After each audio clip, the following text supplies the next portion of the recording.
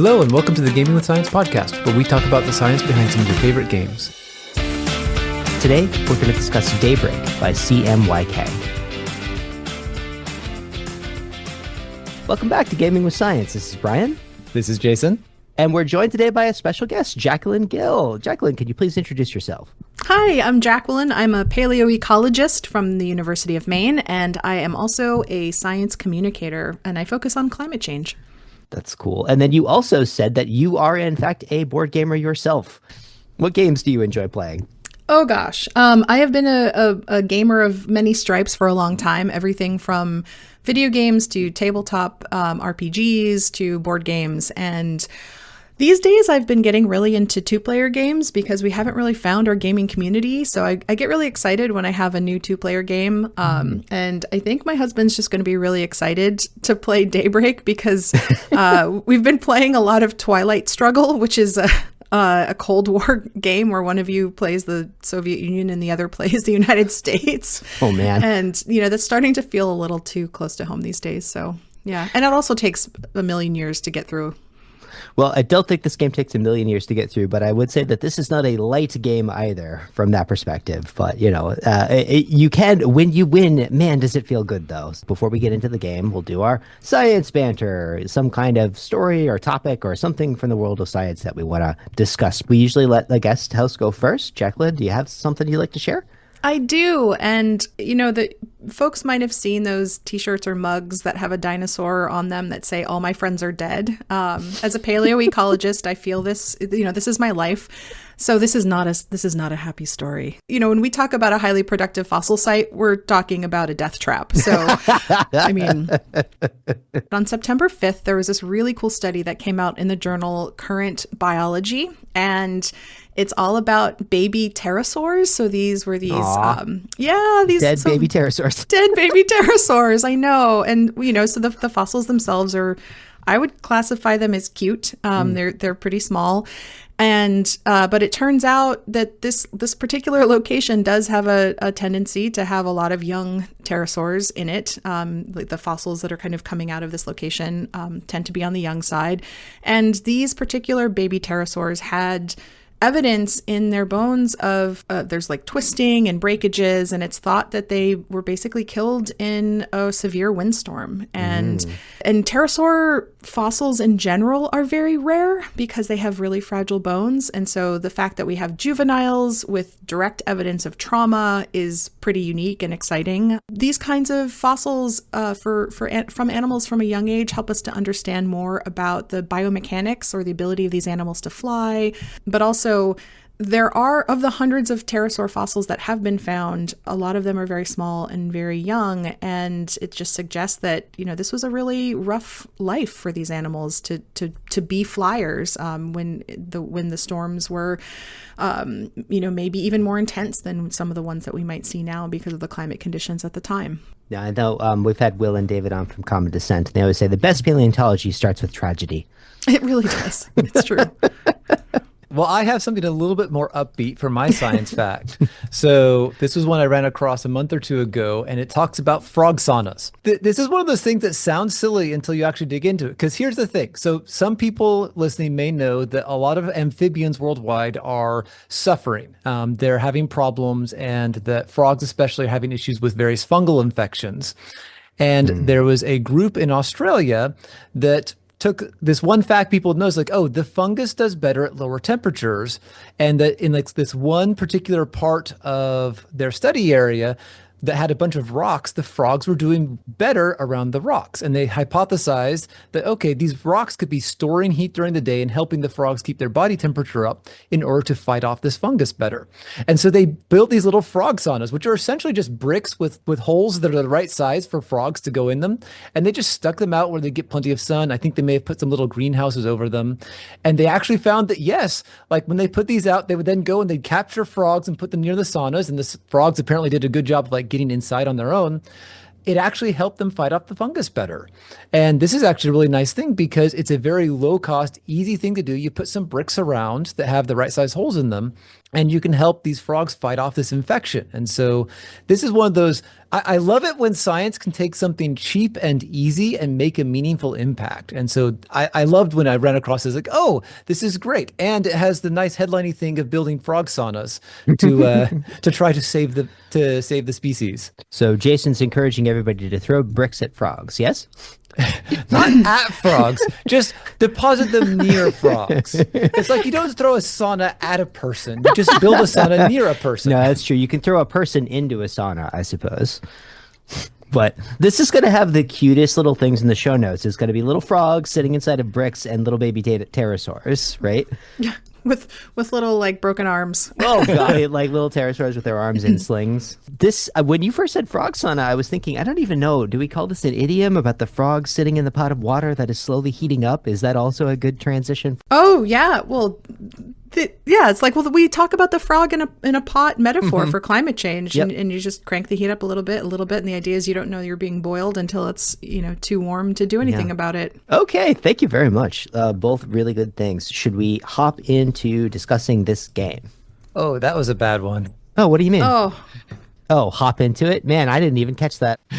So, Daybreak was designed by Matt Leacock and Matteo Manapace and published by CMYK in 2023. It's for 1 to 4 players, plays in about 60 to 90 minutes, and is suggested for ages 10 and up. In the game, you're going to play one of 4 global powers, and you're working collaboratively to transition to green energy and build social resilience, ecological resilience, and infrastructure resilience, all while dealing with crises and planetary effects of all of this carbon being pumped into the atmosphere and raising the global temperature. And you win the game by getting to the point where you are producing less carbon than the planet can absorb and getting through a round of the crisis phase without failing. Everything in the game has a very distinct color block art style. The center of the board is a world map with a giant thermometer running down one side, a couple little tracks that are scattered on the world that are tracking different things like loss of global sea ice, desertification, ocean acidification, things like that. I believe, if my memory serves, there are 6 tracks. We'll get into them in more detail later. Basically, all the bad things that happen due to climate change. Yeah, at a global planetary level. There are also, you'll have a place where you can put these little wooden tree tokens representing the forests and their ability to absorb carbon, as well as some spots on the ocean that can absorb carbon as well. That's pretty much everything that's going to happen on that main board. The board is really could be smaller and sort of fit everything, but it's not. It's this big, chunky, a completely global map. Now, most of the working part of the game is actually happening in front of the individual players. So you're going to have sort of just a regular set of playing size cards. You have to have 5 of them in front of you. And then you also have a player board in front of you that helps to track sort of other things. It's cardboard with a little inset, and it will track how much energy demand does your community have. There are 4 different places that you can play in the game: the United States, China, Europe, and majority world, which is just everybody else. Really, this is meant to represent the developing world. They went with majority world instead. I'm sure there was a lot of conversation about the best thing to call this. On that little board in front of you, you'll be tracking with a little token, what is your energy demand for your region? How much dirty energy are you using? Basically, how much energy are you using that is putting carbon into the atmosphere? How much clean energy are you using? And then all of these other sources of emissions. And it actually looks quite intimidating because there's a huge diversity of these. But, it's your vehicles, your industry, buildings, agriculture, energy extraction, waste. Every one of those is something that's going to be generating carbon, putting it into the atmosphere. The last things that you track are your resilience. That comes in 3 flavors: social resilience, ecological resilience, and infrastructure resilience. So those will, little tokens, think that they each have little icons. So it'll look like the infrastructure, I think it's a series of cross railroads, for instance. Whereas the social one is sort of a raised fist in solidarity. And ecology, of course, is a leaf. Ecology is always a leaf. And then the other thing you'll be tracking is your communities in crisis. That is actually a very pretty little icon for what it represents. It's little figures in rainbow colors holding hands. And that is representing a community that is in trouble from something that is happening in your region globally related to climate change. You can accumulate up to 12 of those, and that's it. If you get more than 12, that's one of the lost states that we're going to talk about in the game. The only other thing to discuss is in terms of cards, you have oversized cards that will sit to the left and right of the main global map board. One represents global projects. This is things that everybody gets to work on together and that can benefit everybody. And on the other side are crises, things that are very bad that everybody has to work together to try to avoid. Under normal states, you get to see what one of those will be. It's called the forecasted crisis. And then you'll have more that you don't get to see. So there's always some surprises that are coming up. When you're playing the game, it happens in multiple rounds. The first round is you get to choose one of these global projects, right? Oh, well, which one of these do we want to focus on, right? So this is that first opportunity to, as a group, let's decide what we want to work on together. This game very, very, very much encourages communication, being open, planning together what you're going to do. Really with that idea of like, this is how this problem must be solved, is with communication and cooperation. So you're starting with a global summit of some kind. What should we focus on as a planet to try to fix these problems? After that, you'll move to the local phase. You'll draw 5 cards from your hands and you'll get to lay them down. And those can do different things for you. So for instance, you may have a card that says discard 1 card to remove a dirty energy token, right? Just take it off the board. Or, you could stack this one up on top of another stack. It can allow you to gain more ecological resilience. Now, you only have 5 places to put these local project cards down. Whichever card is on top is deciding what the power is. But you could also tuck cards underneath. There's 12 different tags, but like, for instance, a card may say you can add 1 clean energy for every solar energy tag that you have tucked into this stack, right? So this is how you can use your cards. You can play them on top to gain a new power. You can play them underneath to power up what that other ability is. You can discard them to use abilities, or you can use them to help with those global projects or those crises cards. You want to hold on to a few just in case, because usually you need to protect yourselves. Yeah, these cards are basically the core resource of the game. They're really what makes it go around. They're what give you power. And not surprisingly, there are effects in the game that reduce how many cards you draw or that you have, which is a pretty severe cost because that's what you use to literally do everything in the game. Yep, that's one of the things that happens is, I mentioned those communities in crisis. As those build up, basically as you have more communities in crisis on hand, you get to do less. You can't do as much because more of your people are unable to contribute. So instead of being able to choose 5 cards, you can only choose 4 and then only 3, and then you just lose. Yes, being a co-op game, there are many, many ways to lose and only one way to win. There is only one way to win, and it is complicated and difficult to achieve. The other thing that's nice about this is it really encourages, it's like everybody look at everything together. Discuss what you want to do. What is the best strategy to use these cards? It's like, oh, well, I have this. Well, I have this ability over here that lets me give you a card. Do you need that card? Oh, well, should I do this? Like, what should we consider? How can we work towards all of these global objectives together? There are no rounds when you're in this phase. Everybody can do things at the same time. Everybody can play as many cards as they want, use as many abilities as they want until everyone decides they're done or can't do anything else. Which is really good for gameplay speed because otherwise this game would literally take like 3 to 4 times as long to get through. So it is nice that everyone can resolve stuff simultaneously or kind of do it independently if you want. So I think it helps avoid the alpha gamer situation where one person is telling everyone else what they should do. This is one of the things I really do enjoy about cooperative games is it gives this opportunity. It's like, well, what's your opinion? We get to sort of work as a team. What is a good strategy? If we do this, then what about that? Have we considered this route? That thing that you really only get most effectively in a cooperative game is that joint strategy, that feeling like you're working together to try to achieve a goal. After everybody's done all of their actions, the next thing is your emission stage. Now everybody's going to produce all of that carbon from their dirty energy plants and all of their waste and buildings and agriculture and everything else. So on the little track, they try to make it as easy as possible. There's a number that runs across the top. All of your black tokens, your dark gray tokens, you just add up the total amount of carbon, and that goes onto that central board as emissions, as the new global carbon. Everybody has to do it together, and oh man, it feels bad when you first start. You're putting just tons of carbon into the atmosphere. There's actually really clever design on the carbon tokens. They've got the little cubes like Jason likes, although these are wooden instead of acrylic. They made specific choices about using sustainable materials in the packaging. So sorry, Jason, no acrylic cubes this time, only wooden. Oh, well, they're representing carbon, so I think it's appropriate. They have a tile that represents 5, which actually, if you look at it, it looks like you'd had a stack of 5 of these little cubes and you mushed them down into a square. So like in terms of graphics, it represents it quite well. You take the carbon from the emissions and you're able to sequester as much of that as you can, right?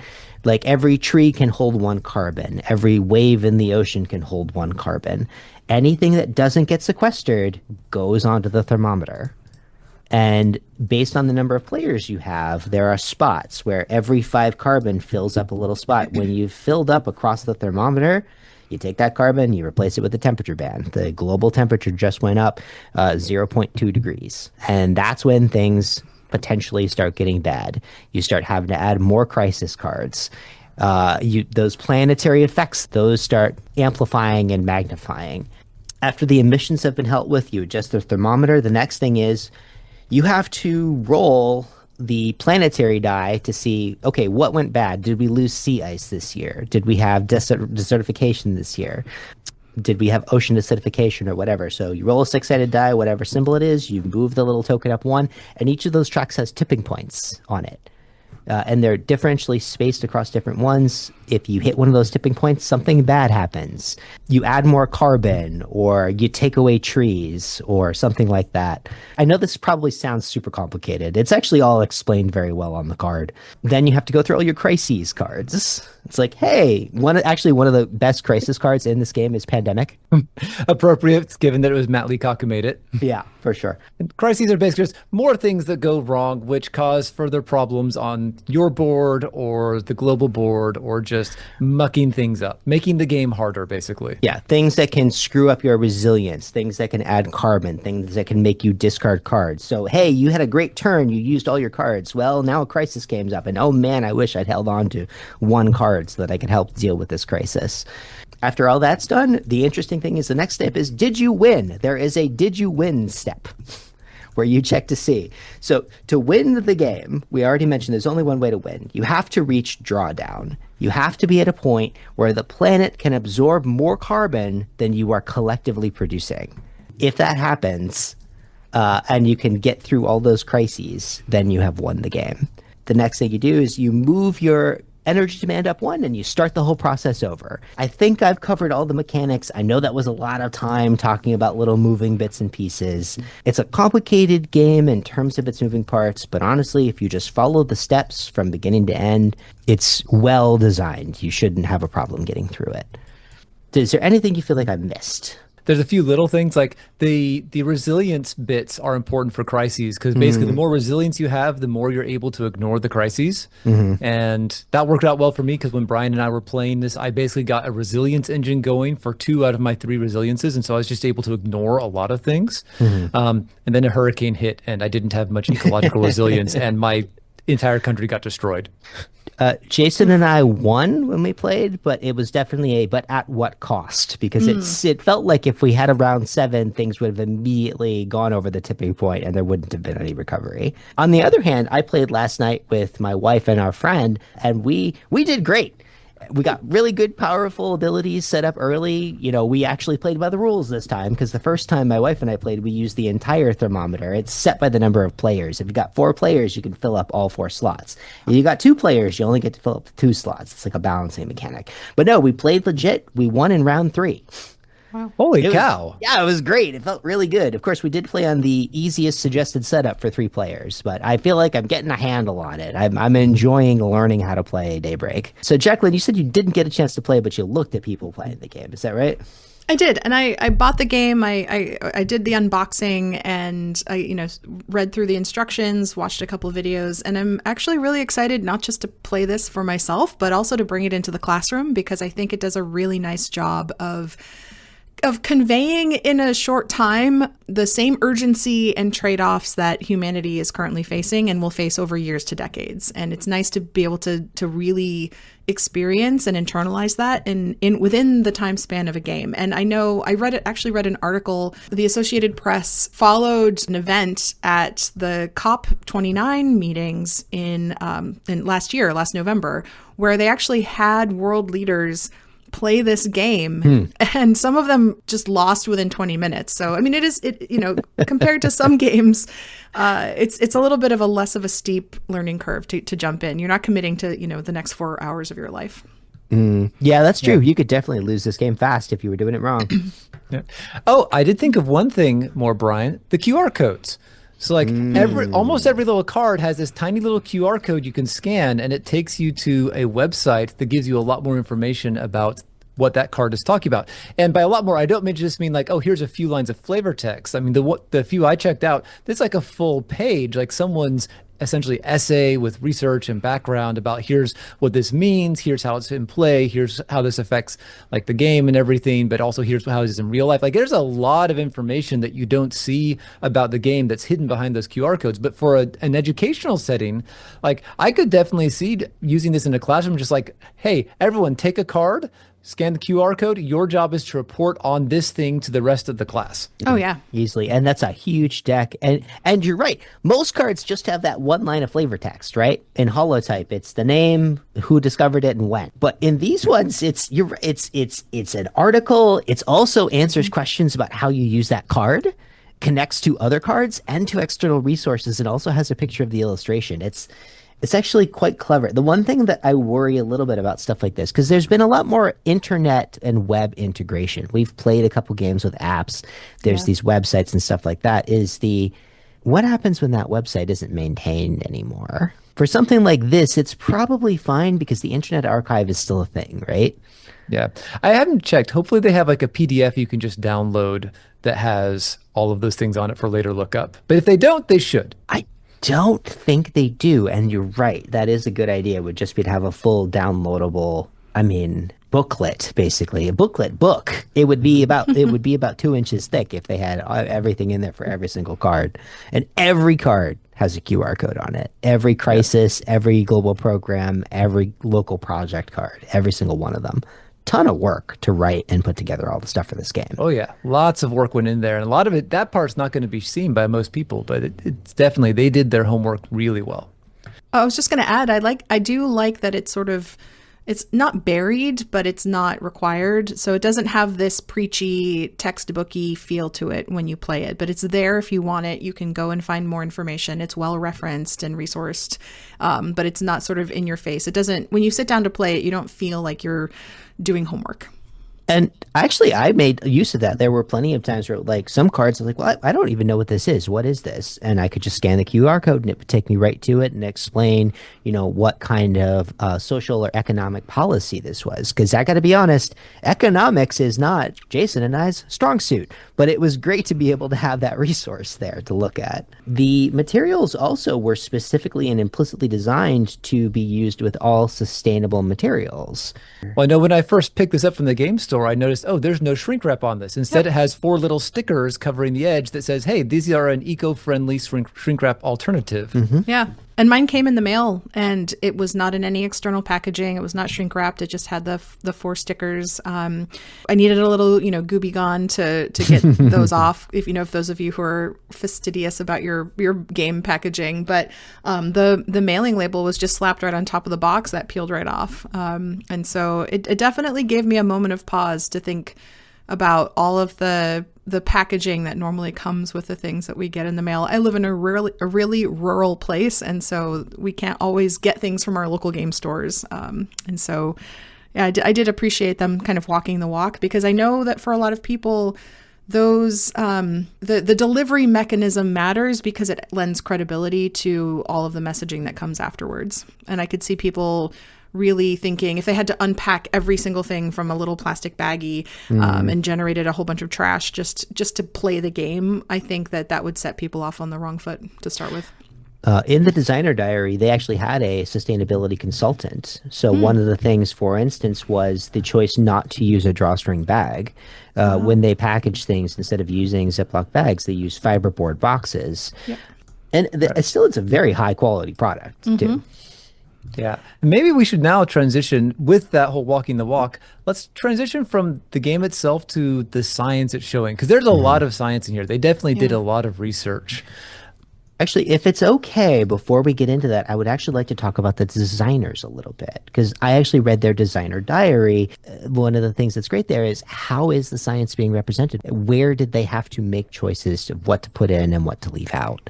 Usually we would talk about the designers a little bit, and I think these designers are worth talking about. So one of these designers is Matt Leacock, who is the lead designer of Pandemic, which we have already done an episode on, arguably one of the most popular collaborative games that have ever been released. And his co-designer is Matteo Menapace, who seems to specialize in co-designing cooperative games. He's only done a few games. One of is on memory loss. He's got one on food politics, and then he did this game in particular. And he basically specializes in co-designing socially aware games, cooperative games, to help deal with societal problems. Kind of a very unique niche that he has decided to make for himself. When they were choosing to make this game, and that actually started with a conversation on Twitter, by the way, funny enough, they started talking about this because actually Matt Leacock said that during the pandemic was when he started thinking about all of the things that Pandemic didn't quite get right and wanting to do a game that actually put more effort into, because I think we've already talked about Pandemic, the board game, is a pandemic on easy mode, right? Yes. So, yeah.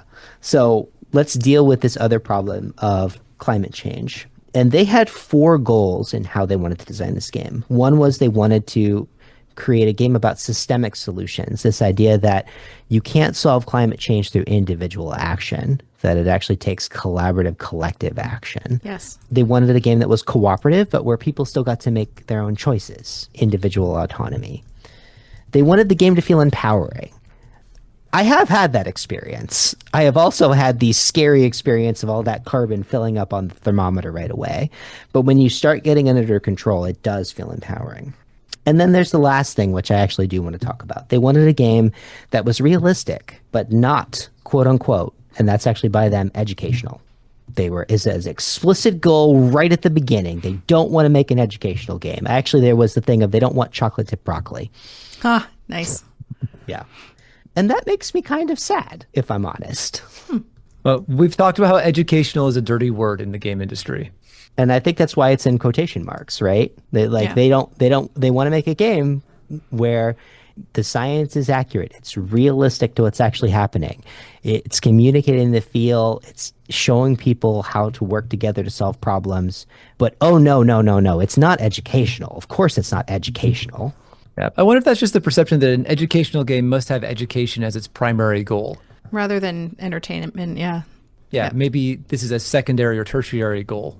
Jason, you said you wanted to talk about some of the science in here. Did you have something specifically you wanted to bring up? Or Jacquelyn, did you have something that you wanted to bring up? I have a bulleted list, of course, but if one of you would like to lead a topic, that is totally fine. I was just impressed in general with the thoughtfulness that went into the way that the game mechanics leveraged the science to create a sense of urgency rather than trying to gloss over the science for the sake of game mechanics. I think oftentimes, I'm a big science fiction fan, for example, and oftentimes people think that if we are true to the science, that's going to come at some sort of sacrifice to the storytelling or the characters. But I often find that if you approach the problem with the idea that the science can actually enhance the story or the entertainment value of the game or whatever it is you're looking at, these two ideas don't have to be in opposition to each other. And so Daybreak starts really difficult. There's not a slow ramp up. The game doesn't start in 1900, right? It starts right now, where we've already experienced at least 1.2 degrees Celsius of warming, and so which was the case when the game came out in 2023. And so it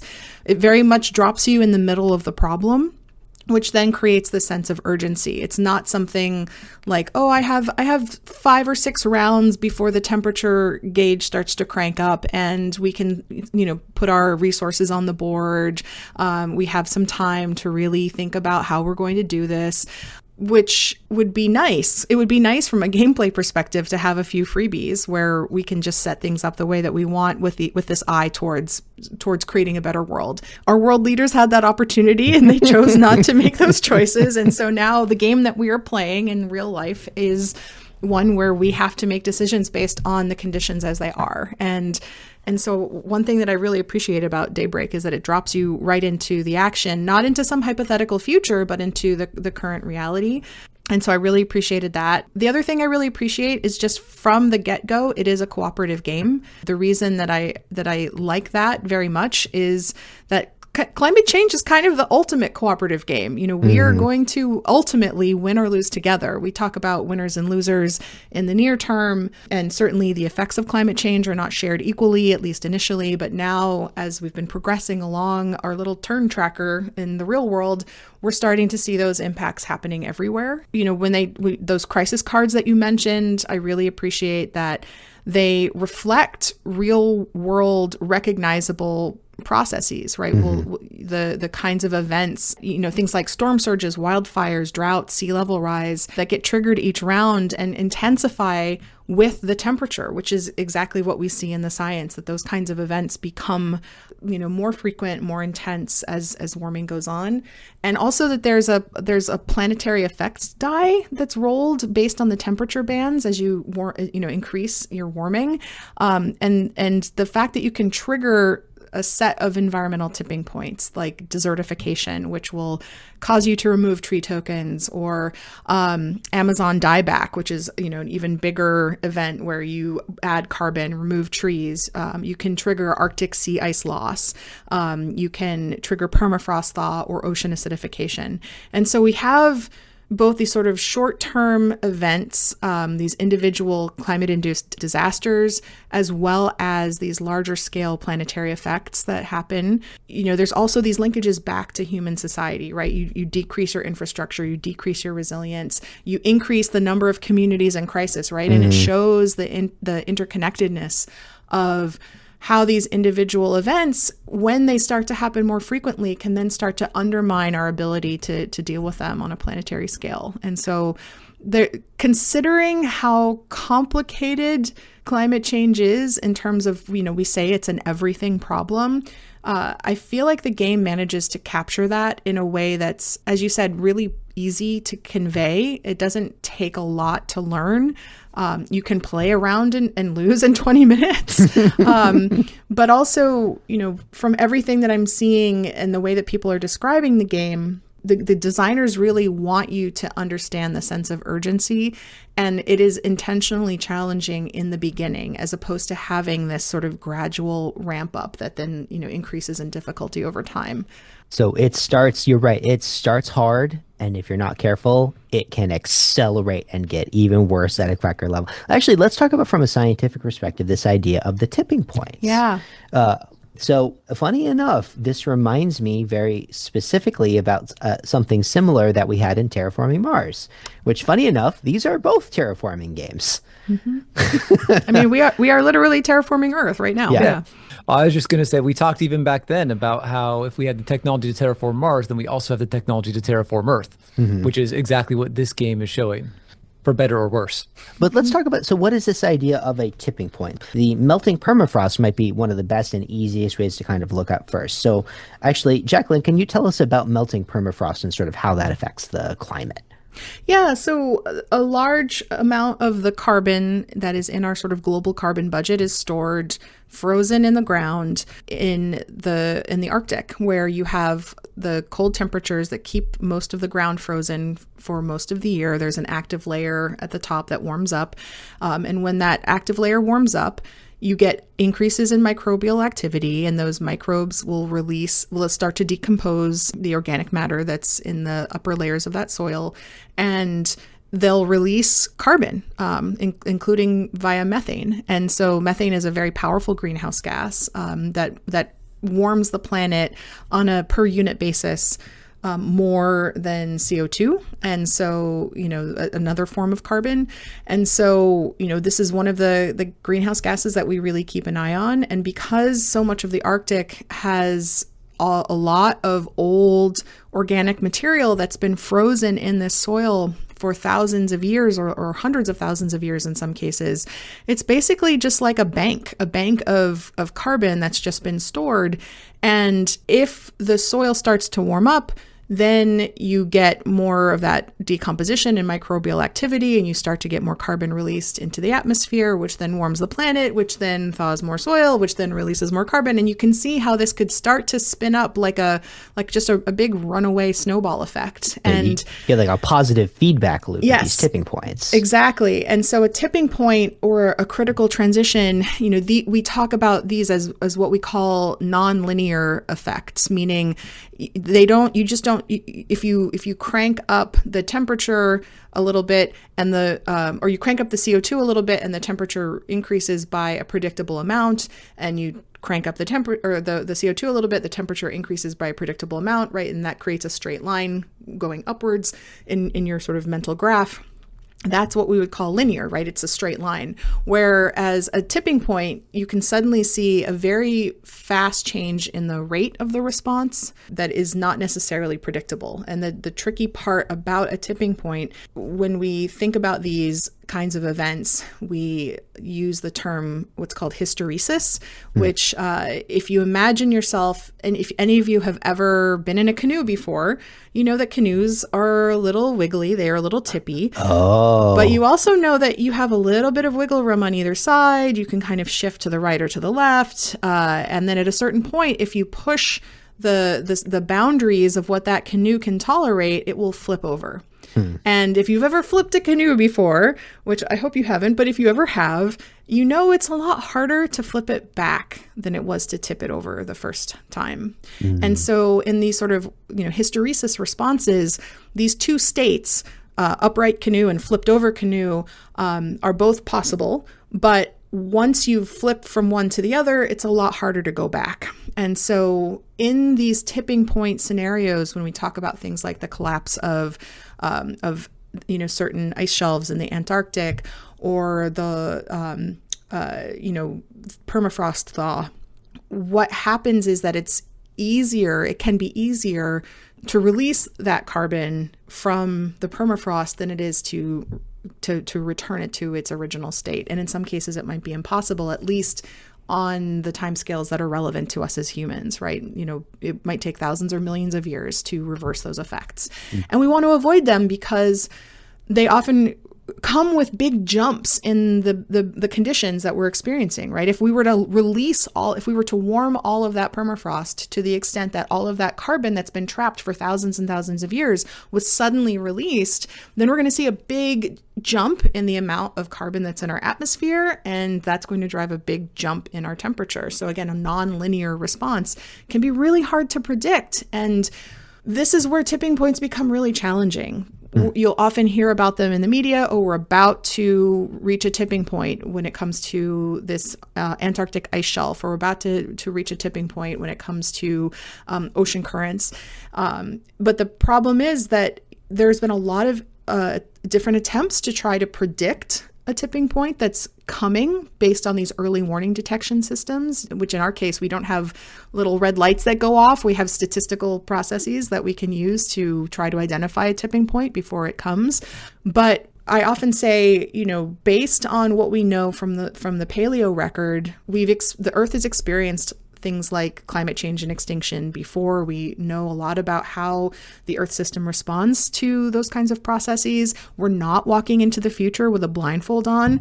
But with tipping points, we kind of are to an extent, because we don't necessarily know exactly when they will happen. And you might say, oh, plus or minus 10 years, that's a big deal for human societies that rely on a certain set of conditions in order to operate, like our agricultural systems or our transportation systems, or our ability to make sure that all of the people who live along the coasts still have places to live and aren't going to be impacted by major sea level rises.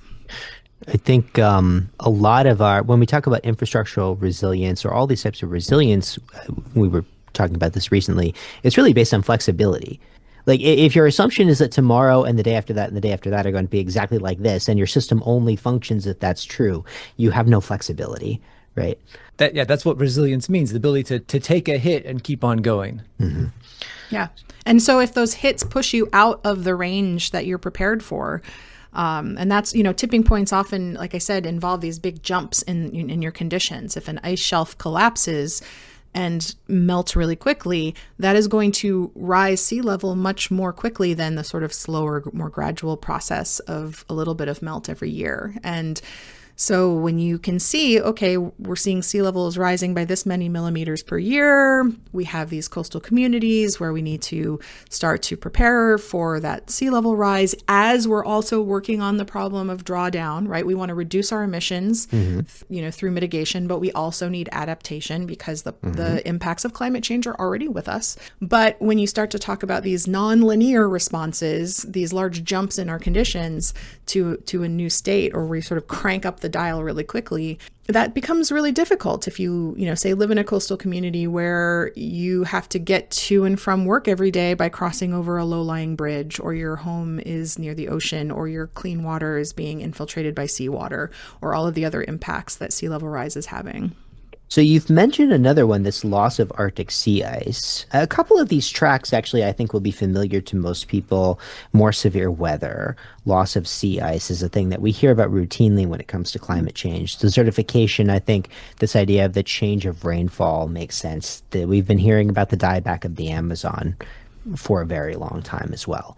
Well, dieback and also actively removal of the Amazon. Ocean acidification. Can we talk about ocean acidification a little bit? Yeah, absolutely. So as CO2 is emitted into the atmosphere, the oceans have a capacity to absorb some of that, but that actually changes the pH of the oceans, right? Because the CO2 is slightly more acidic. And so now you might think, well, no, we're not talking about, walking into a literal bath of acid here. If you put your hand in an acidified ocean, you're not going to come out with a bunch of burns and pustules all over your hand, right? This isn't something that necessarily we would notice. These are very small changes in the pH of the oceans.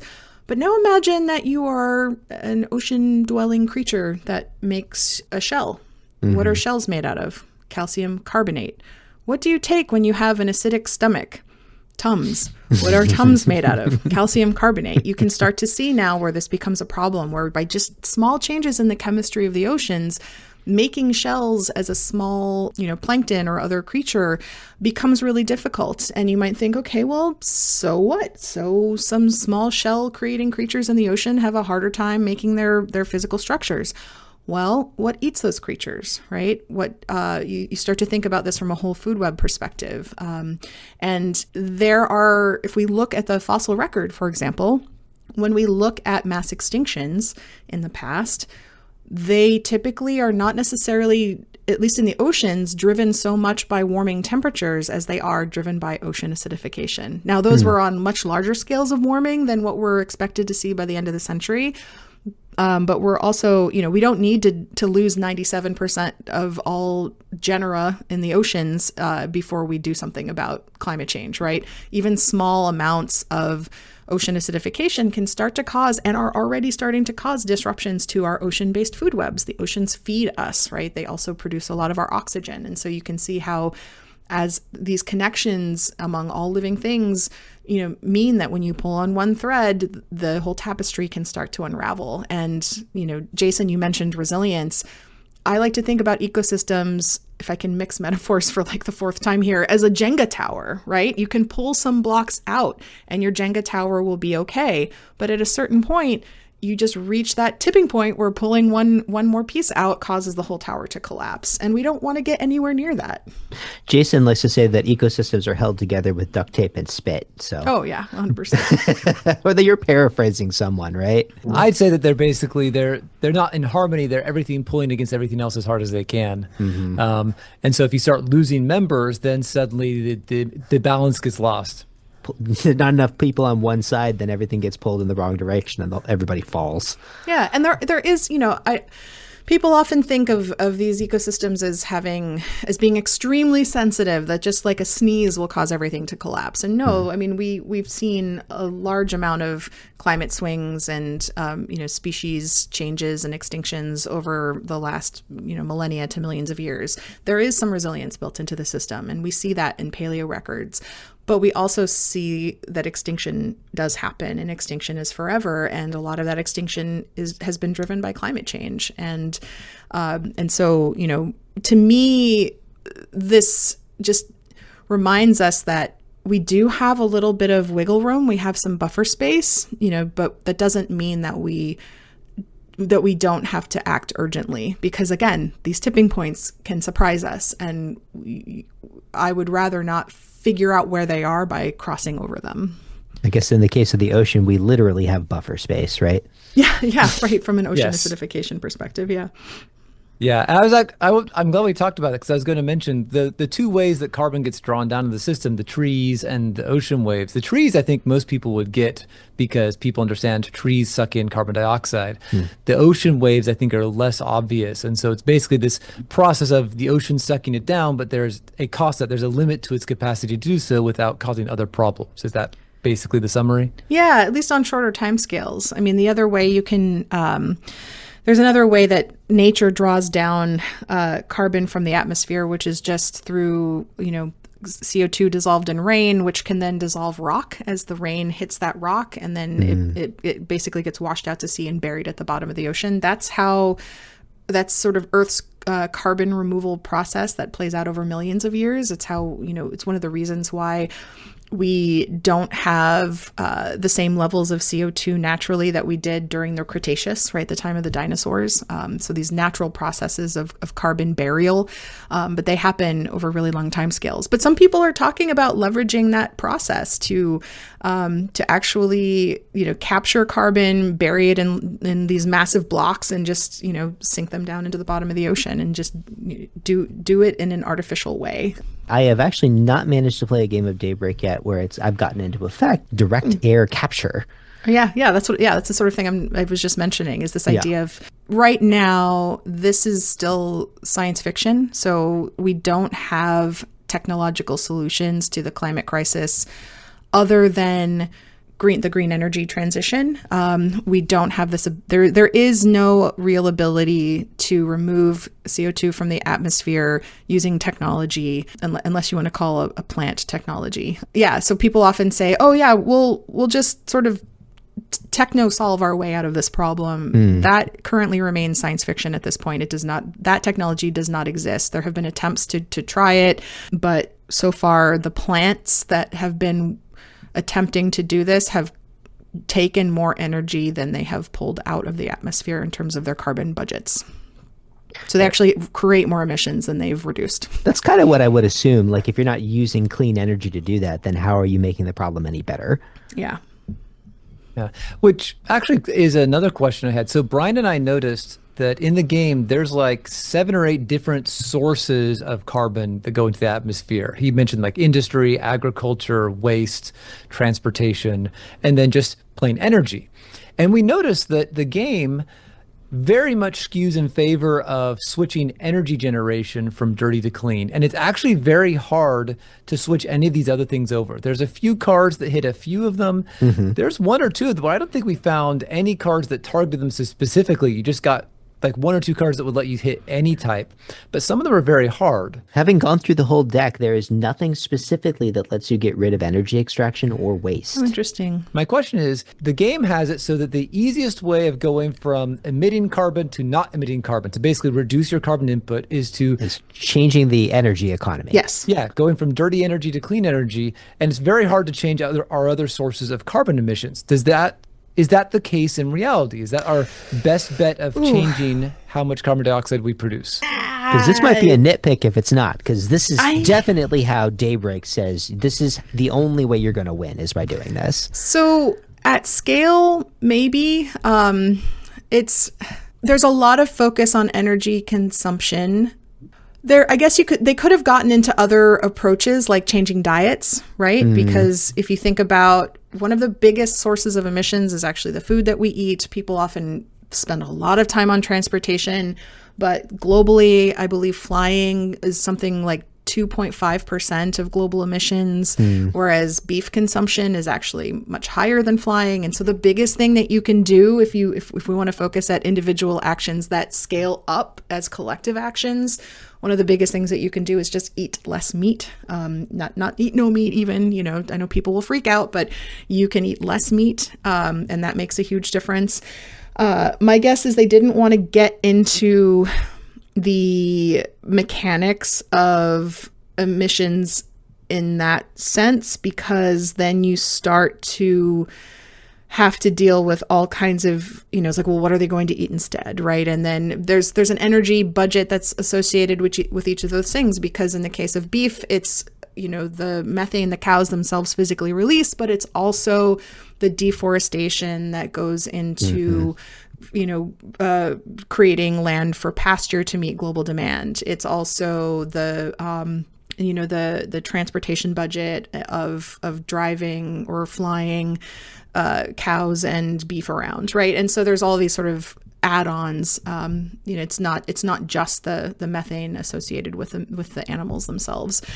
So I think the simplest and most clean way is to think about energy transition, and that is honestly the way that makes the most sense. I think as long as we're also factoring in, transportation, which is globally really important, but then there's also things like cement, like global cement production is actually a huge source of emissions. So, where does that fall? Like there are direct emissions that are not coming from the burning of fossil fuels for electricity or internal combustion engines for propulsion, that do matter. But I think once you start to open that can of worms, the game becomes like terraforming Mars, and then it becomes like its own hobby is the game itself. And so I do think maybe they wanted to avoid some of those basics and really focus on green energy, and not to knock the green energy transition. It's been, when I started grad school, the likeliest climate scenario for our future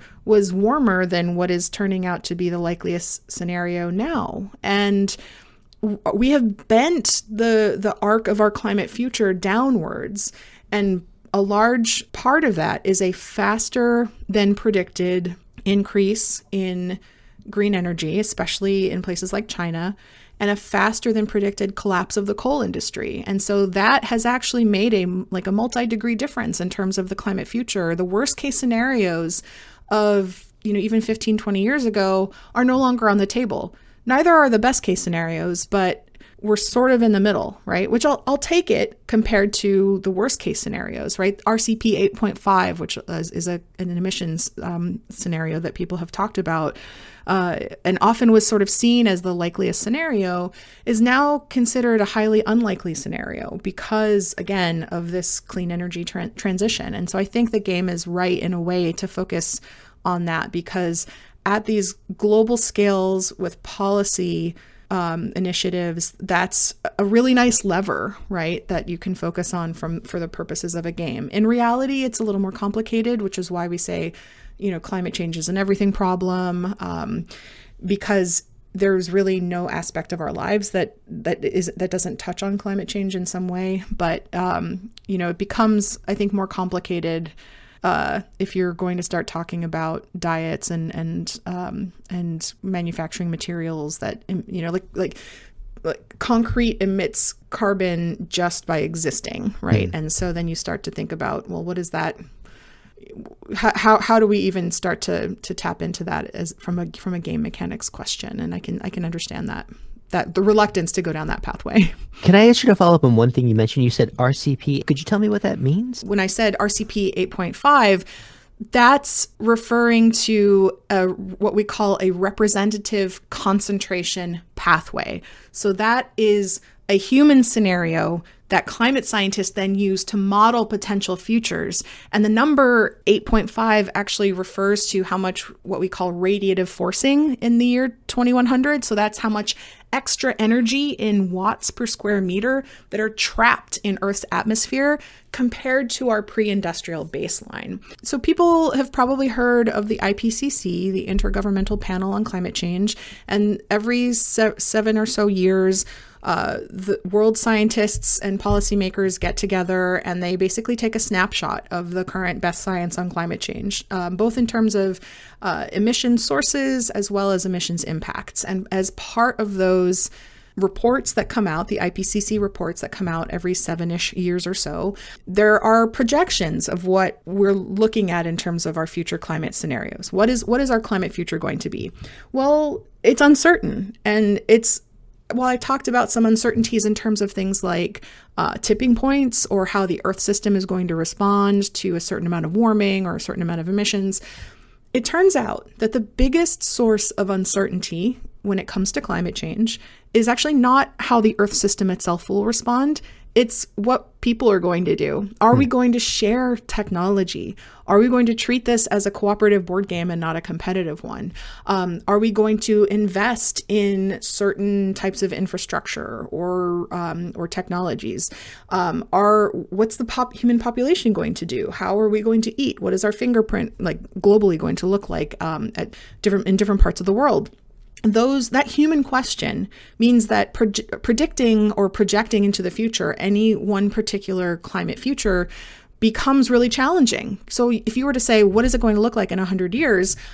I can say, well, if we have a lot of war and people don't get along very well, and we have a bunch of countries who start these initiatives to increase our fossil fuel use, and we decide that green energy is, not politically expedient, et cetera, then and human population trajectories in different parts of the world look like this, then we're going to follow this emissions pathway. And if we have a collaborative world community where we share new emerging technologies, we have a very involved public that starts protesting or demanding action from world leaders and votes in certain ways, and we see this kind of leadership, we see this kind of growth in technology. I mean, these are the social scientists map all of these likely trajectories out. Then we're going to follow this slope in terms of our emissions pathways. Oh, that's fascinating. So basically, the best models of climate change are not by climate scientists, they're by social scientists. Well, it starts with the social scientists. So the social scientists say, this is what we think will happen. And then the climate modelers all get together and they run what we call ensemble models. So there's maybe 10, 14 different models that get used. And because some models are better at something, some models are really good at clouds, some models are really good at the oceans, right? And so they all have different strengths. We run them all together. We look at sort of what the error is, and we take those different emissions scenarios and we run them through the model, and we allow the model to tell us how warm things will get based on those emission scenarios. And then we say, okay, with this particular scenario, we are going to predict 4.5 degrees Celsius. With this particular scenario, we're going to predict 2 to 4 degrees Celsius. And so for a while, RCP 8.5 was called business as usual. That was the pathway that we thought we were on, or that was maybe most likely. And that was associated with about 4 to 5 degrees Celsius global average temperature increases by 2100. Higher in the Arctic, which again starts to raise the specter of tipping points. If the Arctic is warming faster, you get more CO2, and then maybe we get even warmer. Yeah, you get your feedback loops. Yeah, so it was once nicknamed the business as usual scenario, but now most experts see it as an unlikely worst case. Coal has not grown as fast as once assumed, and it's often still used as a benchmark. People might have heard of this term, but we don't think it's a likely future anymore. It is a useful warning in terms of what happens if we slam our foot on the gas and never hit the brakes. But what I like to remind people of, because this is Daybreak, this is a game where we're trying to solve this crisis. The reason that RCP 8.5 ended up being an unlikely scenario is not because we got the science wrong. It's just because our human society followed a different trajectory, one where we saw an unprecedented rise in a global youth climate movement, one where we saw a faster than predicted growth in green energy and a faster than predicted collapse in coal. And that's hopeful. Yeah. That sounds... It is hopeful. Yeah. It's not just that, we kind of guessed and we guessed wrong. The models were wrong. It's no, we are literally bending the arc of our climate future downwards. We're not warming as much. We're not on that ski slope up. There's a bunch of other things that I wish we could talk about. We are running out of time just a little bit, but I did want to ask you one more very dumb question, if that's okay. Please, yeah. Okay, so what is a fossil fuel and where do they come from? Oh, such a great question. Because the number of coffee mugs that have a dinosaur turning into gasoline, and I know So we're going to take this opportunity because, as Jason says, it's times like this that we get to talk about things. I don't know another game that's going to let us talk about this topic. So what is a fossil fuel? Where did they come from? It's great. And they are fossils. They're just not the animal, the dinosaur fossils that we often like to think. People think, oh, I'm burning dinosaurs in my gas tank. Actually, in some ways, I think it's even cooler, if I can say that. They're even older. And so these are typically ancient plants, algae, or even other microorganisms that lived hundreds of millions of years ago. So most of our oil and coal and gas deposits formed during the Carboniferous. So like it says on the tin, right? Carboniferous is very carbony period. And that was about 360 to 300 million years ago. And there was just there were these large scale swamps, which were really perfect for preserving organic matter. There were like massive wetlands all over the large parts of the planet. And so you're really burning like ancient ferns, ancient early plants and algae. And so that's where those deposits are coming from long before, hundreds of millions of years before the time of the dinosaurs, so you are burning fossils, but they're mostly fossil plants and algae. But really, if you think about it, you're burning ancient light, right? Ancient sunlight. So the sun, these plants are photosynthesizing, these algae are photosynthesizing, and they're using that sunlight to create sugars and build their bodies. And so really what we're doing is we're taking sunlight that solar energy that took, hundreds of millions of years to accumulate, and we're releasing it in decades or centuries. So that's an incredible amount of carbon that took a very long time to build up. And then we're just letting it all out in a very short period of time. And sometimes, in the past, volcanoes have done things like this, and they've had disastrous consequences, for mass extinctions. And now we are the force, the geologic force that is sort of burping all of this carbon into the atmosphere.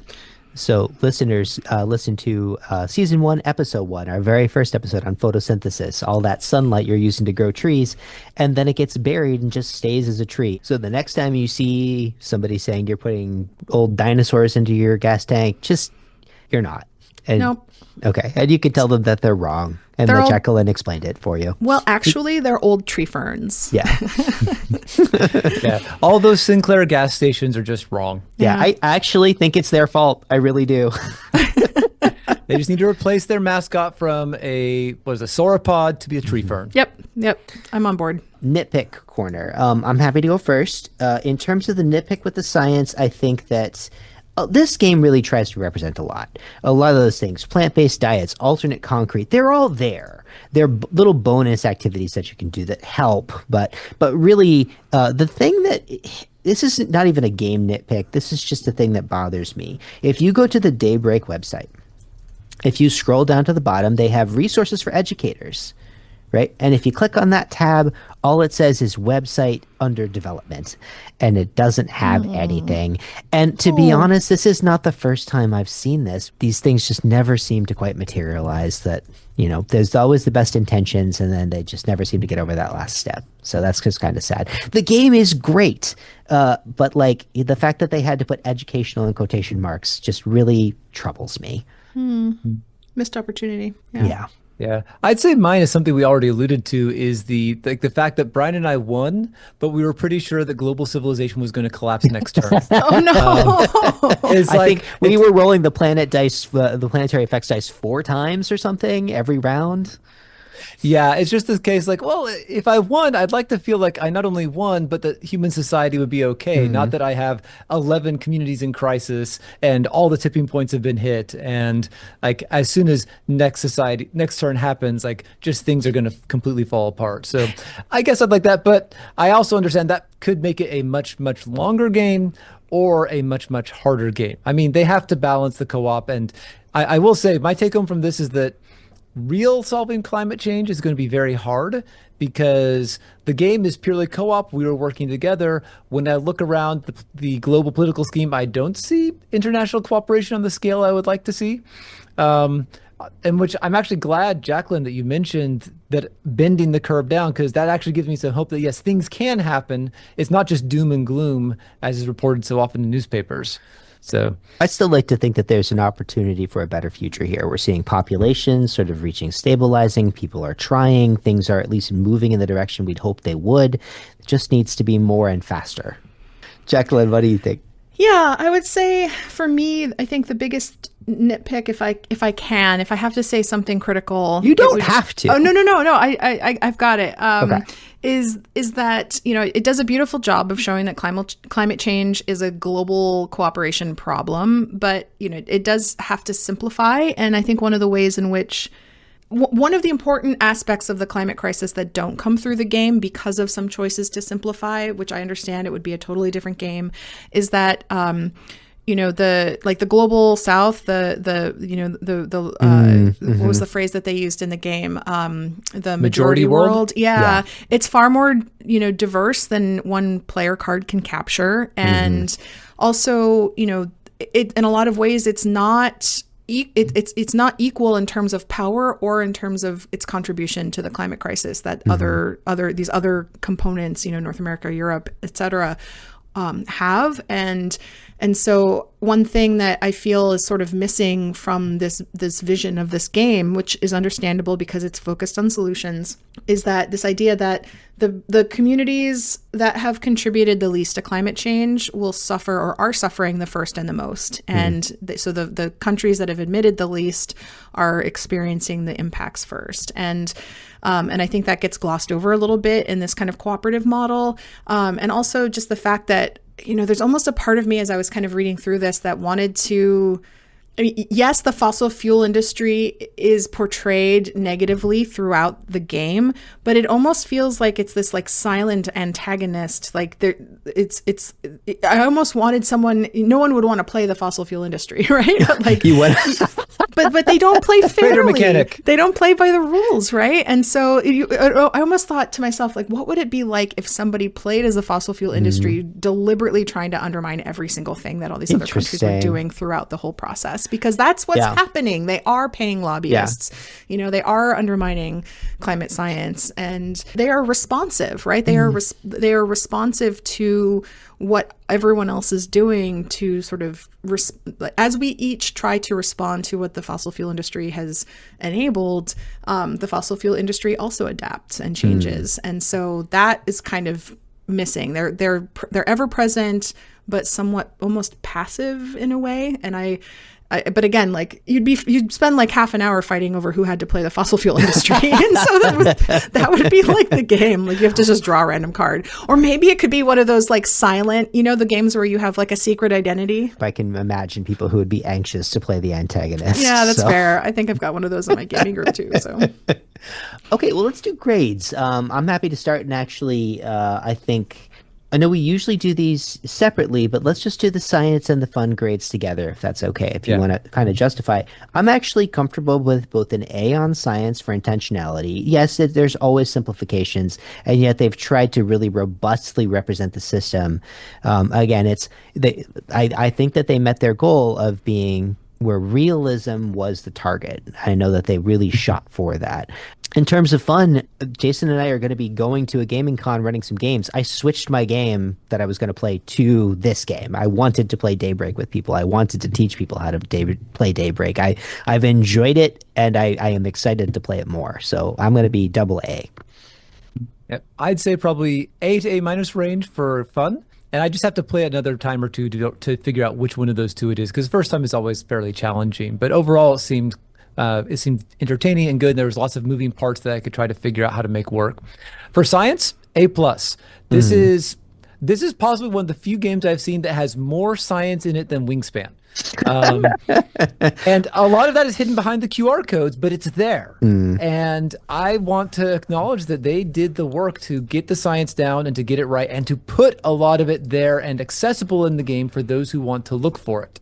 Pretty good for a game that was explicit about not wanting it to be educational. Yeah, I would say A in terms of want to play because I haven't had a chance to actually play. I've watched other people play it, but it's a game where I'll have to confess, when you first invited me to talk about it, I was initially like, oh my gosh, this sounds so cool. I love Pandemic. This sounds like right up my alley. And then immediately thought, oh my God, no one's ever going to want to play this with me. It's going to feel, well, just thinking like it's going to feel Richie? Just like a downer, or it's going to be difficult, or it's going to be too sciencey or too nerdy. Like I can't get anyone to play Terraforming Mars with me. Right.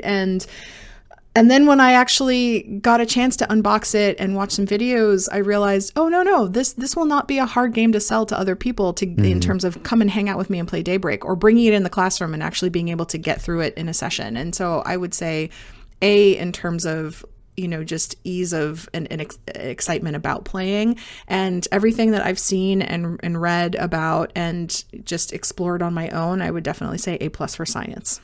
Do you think this will be a good match for the classroom?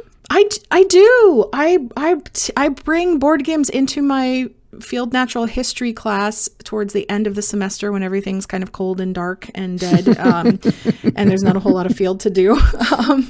And a lot of times, some of those games have not translated very well into the classroom. We've needed like game ambassadors who need to learn the rules and then teach them in the class. And they get so bogged down in the details and the gameplay mechanics that it becomes difficult unless you have someone who's like, oh yeah, I know Wingspan. Let my table have that one. You really do kind of need someone to sort of convince everybody else how to play. Or we get through the end of the hour, and I think this is going to be I think this is worth trying. Yeah. Are you going to have to buy multiple copies? How do you do that? Usually what I've done is I've had a collection of games that students have then kind of pulled from. I just did this for the first time last year because it turns out I have so many natural history related games that it became finally doable. But now I'm sort of scheming about potentially doing something like that where I get a whole bunch of copies and then disperse them throughout the room and have this be its own exercise. This sounds so. Occasionally there are those little pockets of money that can come up at a university, and this seems like one of those things you might be able to convince somebody that this is worthwhile. Yeah. Or maybe if Matt hears this podcast and the fact that I was reluctant to say anything too negative about his game, he'll be like, hey. Well, I will say I clicked on the link that Brian mentioned for educators. It still says it's under construction, but it says that if you're an educator and you want discounted copies for use in the classroom, it tells you how to contact them. Oh, Jason canceled out my nitpick. Never mind. I mean... Well, that's all it has. It says, oh, we also want to put up here like lesson plans and letters for requesting budget stuff. Those aren't there yet. But at least there's a way to contact the company. I mean, the game released in 2023, so I think it's probably not coming at this point. But anyway, the hope springs eternal. Okay, fantastic. Well, I think, unfortunately, we were going to have to cut it there. I really appreciate you, Jacquelyn, coming on. We don't move in the same scientific circles, but knowing that you're a board gamer, maybe someday we'll be in the same space and we can play a game together. That would be really fun. That would be great. I would love that. Yeah. So where can people find you? Well, you can find me on Blue Sky, just with my name, Jacquelyn Gill, JACQUELYN. I'm one of the LYN Jacquelyns.